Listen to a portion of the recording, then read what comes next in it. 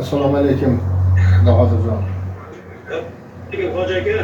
Sanjon sog'mi? Charchimay o'tiribsizlarmi? Mana Allohga shukr. meni obunachilarim, qiziqqanlar tomonidan ko'p telefonlar, ko'p savollar bo'lyaptiki, mana Berdiyor ukamiz dafn qilganimizga ham 40 kundan oshdi. 41-42 kun bo'lyapti. Bu uni o'limiga sabab bo'lgan o'sha ichki ishlar xodimi olib borib berahmlarcha daryoga tashlagan. Taqdiri nima bo'ldi? Sudi bo'ldimi yo tergovlari bo'ldimi? Shu haqida bir ma'lumot bersangiz deb shu biz obunachilarimiz so'rayapti. Shu haqida qanaqa yangiliklar bor? Rahmat Hoji aka. Shu o'zi sizga tushunmay turgan edim. Mana ko'mganimizga Xudo xolasa 41 kun bo'ldi. Ha. Jami 121 kun bo'ldi. To'ppa-to'g'ri. Berdiyor yo'qotganimizga. To'ppa-to'g'ri. Endi bilmay qoldik biz, hayron bo'lgan joyimiz mana 41 kundan beri hech bir harakat yo'q. O'sha topgan kunimiz akam o'zi, dadasining o'zi. Ha. Birga borib ekspertizaga aniqlagan. Keyin bu kelib kechasi ko'mdik. Ha. Endi o'shandan beri jimlab tergov bo'lyapti degan gapni eshitamiz. Na anu iflos qayerdaligini bilamiz. Keldim 2 kun oldin qo'ng'iroq qilgan ekan. Prokuratura tergovchisiga. U aytdiki, ekspertiza xulosalarini olmadik. Bizga yozma ravishda kelish kerak debdi. Keyin kelinim ekspertlarni o'ziga qo'ng'iroq qildi. O'ziga qo'ng'iroq qildi. Ertaga bir ayol kishi aytdiki, biz ekspert xulosasini berib o'rganamiz, o'zlari olib ketgan deyishdi. Kim olib ketgan? Keyin shunaqa kelinib tergovchiga aytsa, tergovchi aytdi, hech qachon u haligida bizga paketda kelish kerak, biz olib kelmaymiz, biz mas'ul emasmiz degan gap chiqdi-da chamamda. Endi gap qisqasi o'zgarish yo'q. Na tergov, yo iflos anu garov bilan uyda yuribdimi? Hali bizni topolgan bo'ldi, ishi bitdi, tashlab qo'yadi deb o'yladimi? Biz buni tashlab qo'ymaymiz, Hoji aka, oxirigacha boramiz. Albatta. Endi mondayda biz o'sha Berdiyorning taqdiri bilan hal bo'lib, uni o'sha paytda men aytganman, buni kasbiga ham, shaxsiga ham, nasabiga ham hech qanday ishtona gapirmayman deganman. O'sha gapimda turdim o'sha kunlari. Endi Berdiyorning o'limiga bevosita, bilvosita sabab bo'lgan mana shu odam qiyofasida ma'lum bo'lmasam shu ukamiz tirik qolishi mumkin edi. Hattoki agar shuni больницаga olib borib, больницада vafot etib qolganda ham o'zi Allohning oldida pushaymonligini bildirganda balkim kechirib olishlaring mumkin edi. Bu ishni qilmadi endi. Lekin o'shanda televideniyada ham, ijtimoiy tarmoqlarda ham bitta gap bo'ldiki, ayoli yordam beribdi, ayoli mashinani olib kelib beribdi deb. Keyin ayoli jinni tondi degan gaplar bo'ldi. Shu haqida nima deyapsiz? Ayoli haqida. Gapingiz to'g'ri. O'sha boshida biz tergovchi bilan gaplashganimizda aytgan edi, haqiqatan xotina mashinani, mashinasini olib borib berdi. Bu mashinadan bu mashina mana o'sha tarmoqlarni ko'rgan bo'lsa kerak, endi ukamni bitta odam ko'tara olmasdi. Baquvvatligida. Endi o'sha paytda xotini ham sherik degan odamlar aytayaptiki, endi ular qolibdi. Men bo'lmaganman deb xotina. Keyin haligi bosh aytdiki, men bir o'zim ortganman. Mumkin emas-da bir o'zi ortishi. Bu yolg'on. Biz ortgan, bunga biz hayron bo'lamiz. Bu butun bir proses bo'lib ketdi-ku, o'zingiz o'ylang. 121 kun shunday cho'zilishi mumkin. Biz ham shunga hayronmiz-da. Bu paytgacha soti bo'lib, u o'zining muddatini ham olish kerak edi. Shuning uchun shunday bizda savollar uyg'onyapti. Endi yana bitta savolda bu insoniylik, qadriyat, bizni o'zbekchilik, milliylik tomonidan. Endi u bolani ham ona tuqqan, ota tuqqan, otini bilmayman, shu yigitni ham qarindosh urug'lari, ota-onalari yoki aka-ukalari bo'lishi mumkin. Sizlarning oldilaringga kelib biror marta nima bo'lsa ham uzr halovatini aytib, sizlarga kelib ushlab ketdimi qarindoshlar tomonidan? Yo'q, birorta kelmadi, birortasi. Faqat Xudoga qilgan kunimiz imom xatibi ketganmiz. Ularda birorta inson kelgani yo'q. Ha, mahallaning imom xatibi kelib ketdi, ha? O'sha mahalla. Ha, o'sha mahallaniki. Hop. Endi hozir sizni gapingiz bo'yicha ayoli tergovga ham jalb qilmay ochiqlikda bemalol yuribdi ekan, shunaqami? Shunday. O'ziga ham ikkilanib turibmiz, balki garovidan chiqib yuribdimi yo maza qilib hoja ekan. Yo'q, unaqa. Shunaqa tomonlari Yo'q. chiqishi mumkin ekan. Yo'q, unaqa. Endi agar O'zbekiston qonunchiligi, qonunlarimiz to'liq ishlasa, Konstitutsiyaga rioya qilinsa, jinoyat moddalari to'g'ri qo'yilgan bo'lsa, bunda hozir juda katta aybdorlik turibdi. Juda katta aybdorlik. Misol uchun men bilganimni aytayin.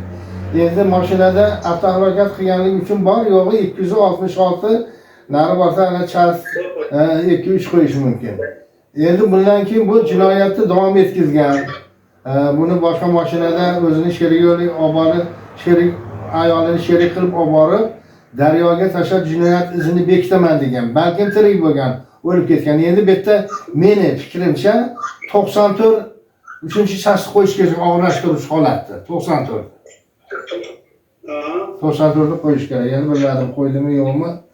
Endi biz shuni hisobga olib, mana bizni xalq ko'rib turibdi hozir hammaga nomidan, obunachilar nomidan O'zbekiston Respublikasi Bosh prokurori Ne'matullo Yo'ldashevga murojaat qilib aytardiki, mana ishni shaxsan o'z nazoratiga olsa.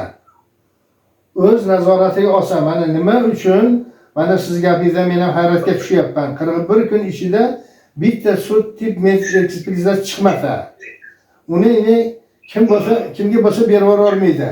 O'sha to'g'ri gapirgan. Maxsus paketda pochta orqali olib borib qo'l qo'ydirib topshirib keladi. Yo yo'qolib qoldimikan yo'lda kelyapti. Biz shunga hayron bo'lyapmiz, hurmatli Ne'matullo Yo'ldashev. Shunday bo'lishi mumkinmi? Yo'lda yo'qolib qolganmi ekspertiza xulosasi? Nimaga qotil bemalol yana shunday rohatini olib yotdi-ku, bitta yigit o'lib ketdi. Bu oila hali ham azobda, alamdan chiqqan yo'q. Ular ko'p narsa so'ramayapti. Ular qonunlar faqat qonuniy davlatning jazosini so'rayapti xolos. Jazo qildim, marhamat, o'sha jazosini olsin. Bizning gapimiz ham shu. Meni gapimga ko'pchilik qo'shilsa kerak. O'zlaring endi nima deb o'ylayapsizlar hozir? Bir oylikka arz qilamiz, chiqamiz deyapsizlarmi, nima deyapsizlar? Endi yana chiqsakmi degan fikrlar bor. Hoji aka, yana chiqsakmi ekan? O'sha izlayotgan paytimizda general prokuraturaga men shaxsan uzun ariza tashlab kelganman. Nazoratingizga oling deb. O'zini oilasi kreditlari juda ko'p, o'g'li bechora o'qishni tashladi, oliy ta'lim. Voy. Majbur ishga kirdi, boqish kerak oila. Albatta. Bu tomonlar hali ham o'zida oila hali ham o'zi kelgan yo'q, juda ham qiyin ahvolda. Biz ishlar so'raganimiz qonuniy konstitutsiyadan chiqmasdan o'shani shu paytgacha uzuq bo'lish kerak edi-ku. To'g'ri. Ikkilanib qolyapmizda biz. Nega bunaqa bo'lyapti? Bu butun bir protsess bo'lib ketdi. Mumkin emas. Endi o'sha sud bo'lganda sudda tushuntirish beradi-da, o'sha moddiy, ma'naviy zararlarni undirish bo'yicha o'sha tuman yoki tumanlararo yoki shaharlararo qurolli sudiga murojaat qilishdi. Ularni shunda aytasizlar endi. Bu bolalariga bir umr ishlab topganini bersa ham hech nima bermagan bo'ladi. Endi avvalambor hali sudning natijasini kutaylik biz. Sud qanaqa qaror chiqaradi? Buni hamma qiziqyapti. Bismillahirrohmanirrohim. Assalomu alaykum hurmatli Azrahman kanali kuzatuvchilari. Mana hozir to'g'ridan to'g'ri Berdiyorda amakilari Bahodirjon bilan video aloqa qildik.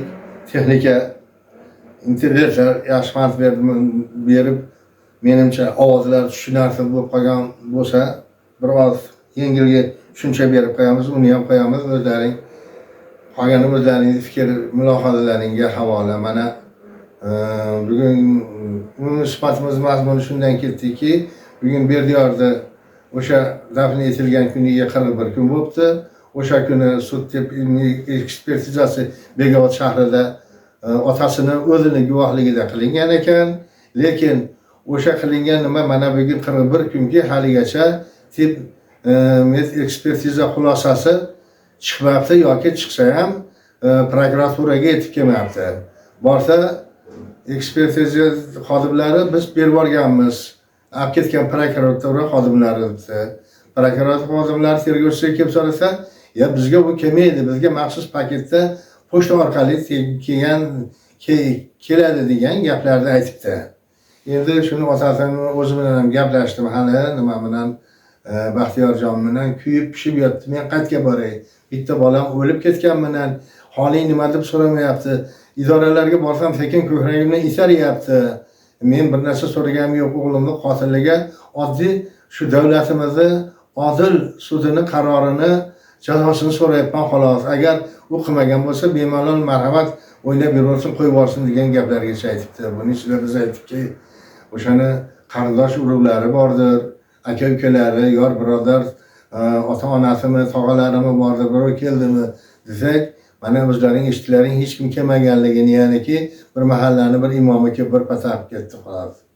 Bizni nafaqat o'zbekchilikka, musulmonchilikka to'g'ri kelmaydigan ishlar bu tomondan ham bo'libdi. Endi o'sha mana ayoli haqida gapirib berdiki, ayoli jinoyatga deyarli jalb qilinmay o'ynab yuribdi ekan, endi bo'yniga olib borib tashlaganini. Sizlar nima deb o'ylaysizlar endi? Bu bitta farzandini yo'qotgani yetmay, endi ariza qilib bitta qaraganda 70 yoshli chiqar idora yurishi qolavdimi? Qani adolat? Qani haqiqat? Qani mamlakatda qonunlarini ishlagani? Men shuning uchun Respublika bosh prokurori Ne'matullo Yo'ldashevga o'sha yerda murojaat qilgan bir murojaat qilardimki, bu oilani musibatini orqasidan qanchadan qancha odamlar azob chekdi. 80 kun daryoni bo'yidan, sovuqlardan, muzlamalardan kelmay, hatto ayollargacha, qari onaxonlargacha shakalaylarni ishlab yurganini hammamiz o'zimiz guvohi bo'ldik-ku. Shunday odam jazosiz qolish kerakmi?